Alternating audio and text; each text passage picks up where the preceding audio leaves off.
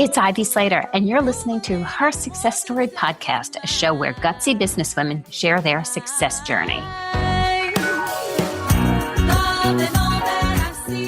Hi, this is Ivy Slater. Welcome to today's episode of Her Success Story. For those of you who's just joining in, we have kicked off and are in a series that we're calling the legal support series, what every law firm needs in a lot of direction that has nothing to do with the actual fact of the law, right?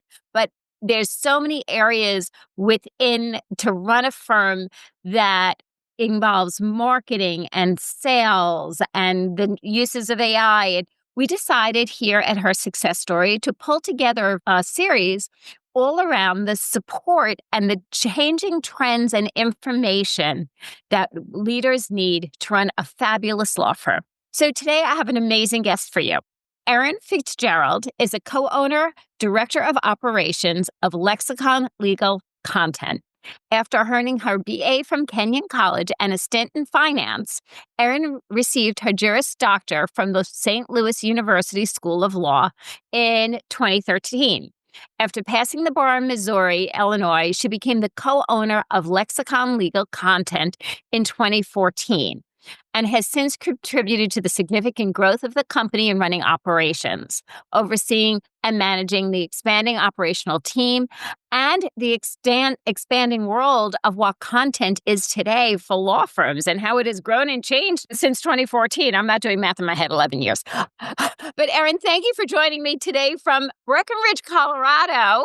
And I know one of the things that we both love is cooking and baking. And that's one of the fun things we have a great, always enough fun opportunity to talk about. So thanks for joining me on Her Success Story. Thanks for having me, Ivy, and thanks for that introduction. I'm happy to be here. It's so interesting. You dedicated time to law school. It's time, energy, money. What brought you from graduation into owning a content creation company that has a strong focus in the legal marketplace? Like, what was that transition like for you and what drove you to that? Well, first, like most people, I didn't even know that this market was a thing. I didn't know it existed when I went to law, right? And most people outside of the industry still don't know that it exists and they don't have any clue what we do. But I'm always interested in combining my interests and making sure that I enjoy what I do. And I've been writing since I could probably hold a pencil. And in law school, I was kind of looking for ways to, make extra money. And I heard about, freelance content writing and, writing blogs for a law firm. And I reached out. Great side gig, by the way, What do you know? As a law student. Yep, absolutely. They hired this law student, and all 3 years I started writing legal blogs. And my partner at the time, he was a law school graduate as well. He's like, oh, I can get into that too. And we both started as, freelance blog writers for law firms. He actually took it a step further and was very interested in the business behind it. He's very entrepreneurial minded. He was the one who started Lexicon Legal Content my third year of law school.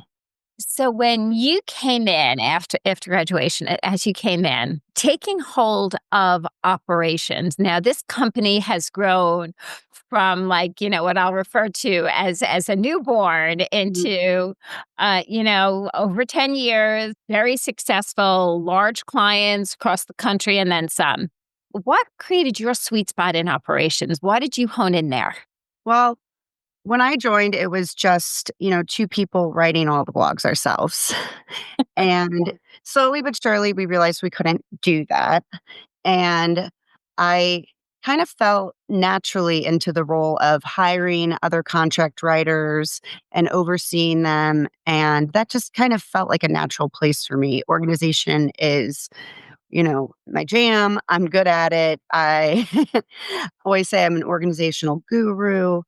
I have to say, I love that about you, and I love, as I could do on a happy weekend day is like reorganize a drawer or a kitchen. So yes, absolutely. Whether it's a kitchen or a spreadsheet, I'm there for it. 100%.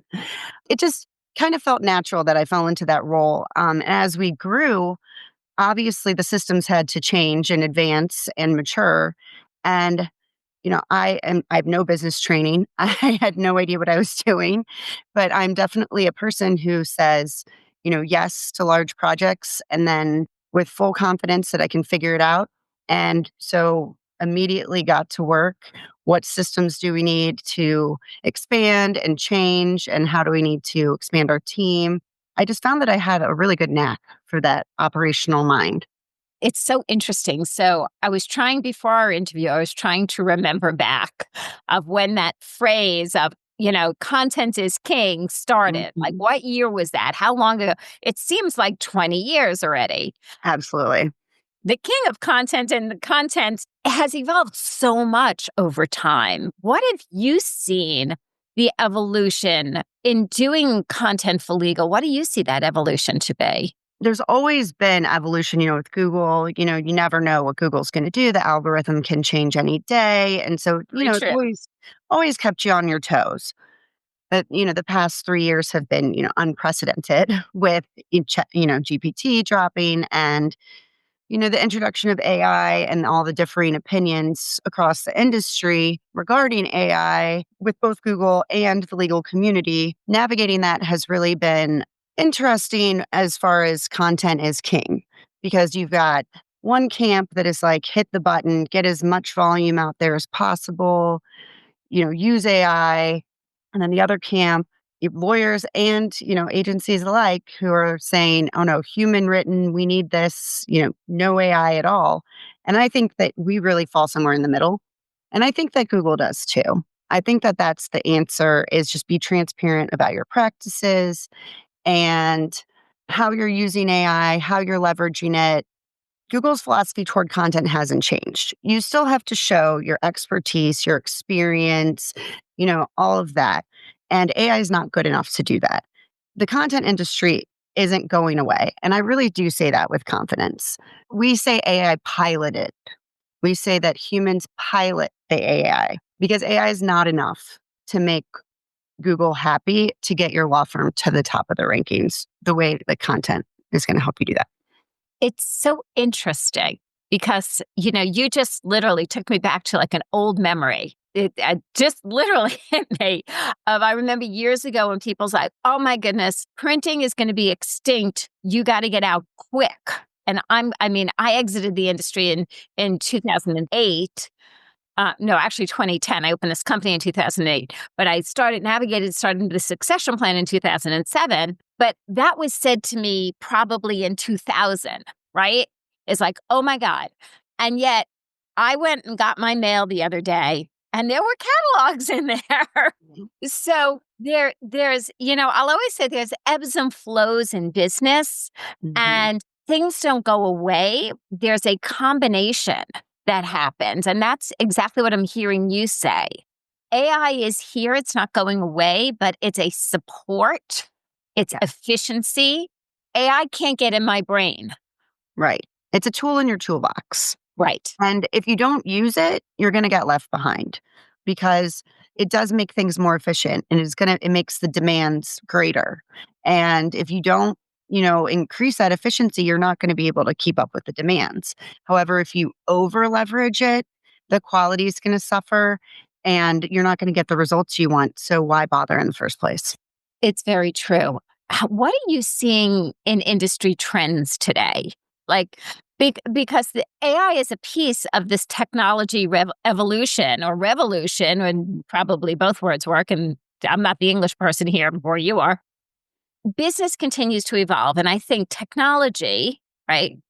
AI being one of the pieces of it, Mhm. is pushing an evolution. As things evolve, we're seeing different trends.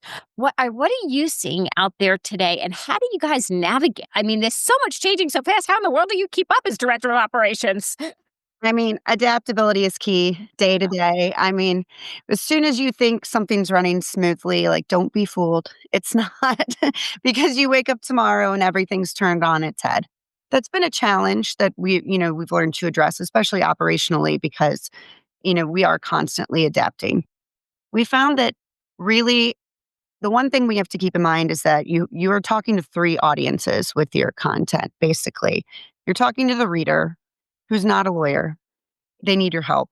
So we need to, get the content across in terms they can understand. But you're also talking to Google. So they need to know. You need to demonstrate your expertise, the EEAT, and, make their algorithm happy. But you're also talking to your peers and other lawyers. And as a law firm, you're representing yourself to the legal community. So you want to be proud of what you're putting on your website. And so, really, like those three things, hitting a button with AI is not going to there's no way that is going to achieve that. And no matter how many different versions come out, it's never going to achieve that. And so I think that we are just constantly finding new ways to use the technology, combine the technology. We have software that we're developing on the back end, with prompts that we have that our contractors use to make sure that we're achieving the right level of tone to talk to all of those audiences simultaneously. In hearing you explain too, and we release a weekly something and have for, I don't know, 15 some odd years or something like that, to think about how we have to hit so much, right? Mhm. Like, so I would just want to talk my content. Like, this is what we, right? But there's levels, there's layers. Absolutely. And and that's where I guess the professionalism comes in, because that what each sentence is designed for three different readers. hmm It is. And I know, a lot of law firms, especially without big marketing budgets, they think, oh, I'll just write my own blogs. And that's great. Write your own blogs, but they might not be doing anything for your marketing. They might just be sitting there on your website, and that's okay. That's okay. But once you do have a marketing budget, it is really important to have someone who, has true expertise in how content should be really curated to like maximize the benefits of it. Because otherwise, why are you putting that blog on your website? I mean, what are the chances that a lot of people really are going to read it? I mean, And that's time and energy, which mhm, is money. it is. And you should, No matter what, time- even if it's by your internal staff, even if it's a you law clerk who's writing it, you it's should, still time, energy, and money. right. Instead of losing those resources there, point those resources in the right direction is what we would suggest, and just give it a try. And it does take time, but we know what we're doing. And there is a reason why companies like ours exist and why we've worked so hard to adapt and really keep on top of the trends, because there really are real industry trends that content has to follow to be effective. What has surprised you in your journey as a woman leader? You graduated law school, you stayed in the career but shifted in a new direction, a new pathway, right? Mhm. What has surprised you? I think mostly my confidence, because at first, I wasn't sure that I belonged in the room. I didn't know anything about SEO or any of these things. I had a law degree and I knew how to write, but I didn't know anything about the business of this industry or the technology of it. But through ongoing learning and just ensuring that I kept learning and educating myself, I realized that I did belong in the room and I did belong as part of the conversation. And I can discuss these things confidently.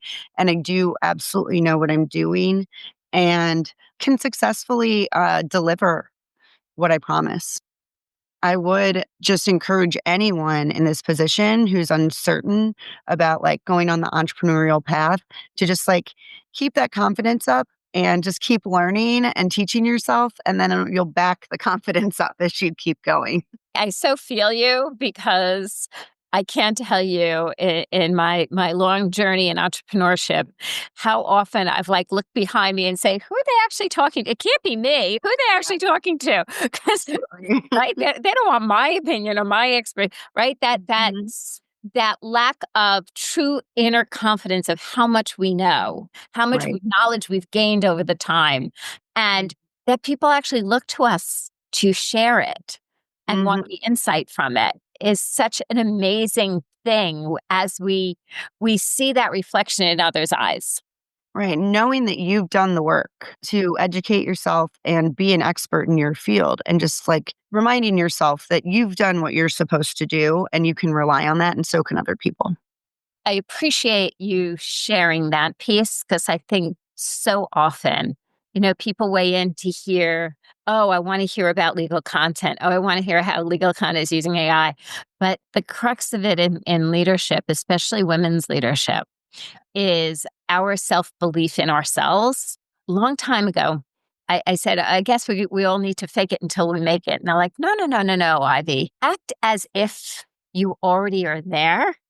And I had that image, and Erin is a dancer as well. I was a dancer. And I remember it resonated of like walking on stage and performing, even if I was in the back row, as if I was that prima ballerina. Mm-hmm. Absolutely. And seeing that vision and stepping into it. No, 100%. Erin, what tip or piece of advice might you have for other leaders who are thinking of taking a plunge into possibly taking their legal careers and taking it in a new direction, possibly starting a company, running operations, running a business? I think you just have to make sure that you have a belief in what you're doing, like a strong belief and a strong philosophy. And I always say my philosophy in running our operations is that everyone can win from the top to the bottom. If we all do good work and we're all transparent and we're fair with what we're doing, everyone can win, right? The client can win and order more, and then the contractor can get more work, and then we win. Everyone can win if we work together. That's been my philosophy. I stand by it every day. That doesn't have to be somebody else's philosophy, but have one and build whatever you're doing on a strong philosophy and stay true to it. As things adapt, you need that sort of foundation because they will. They will change and they will change quickly. And so you need some sort of foundation to, keep your feet on the ground. Otherwise, you want to give up 8 times a day. That is so true. And I think like the one thing we can count on is change. Mm-hmm. Things will evolve, things will change. We could count on that happening. It's a matter of, do we lean into it or are we pulling away from it? And Right. That's what I hear you saying is, know it's going to happen, lean into it and run with it. Mm-hmm. And I love, love, love your perspective of creating wins all around. Yep. And if people want to work with you and you want to work with other people, I think if you just have that integrity in everything you do and build a team that also shares that sense of integrity and loyalty, I think your team couldn't be more important. They're the backbone of everything we do. So I think if you surround yourself with people who also share that philosophy and understand what you're trying to do, then I think you can survive, whatever's thrown your way, hopefully, as long as possible. And that goes back to building a great culture within your people, Mm-hmm. And having shared values. And that's that integrity piece you're talking about. Now I know why operations and people are so your sweet spot because you get it intrinsically. That's one of my biggest surprises of my life. Who knew? But I enjoy it every day. So, Erin, thank you so much for joining me today on Her Success Story. thanks so much for having me. It's been a great discussion. And listeners, this is what we say at this time. Take a deep breath in. It just feels so good when you take a moment and think about one takeaway, one thing that resonated with you today from Erin and I's conversation. Write it down somewhere. Doesn't matter if it's jotting it in your phone or jotting it on a piece of paper. It doesn't matter. Everybody has their own systems. There's no judgment here.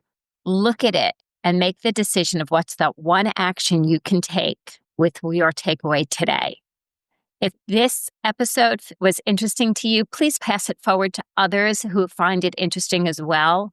That's how we resource great content, as we continue to share it with people who we believe would also be interested in.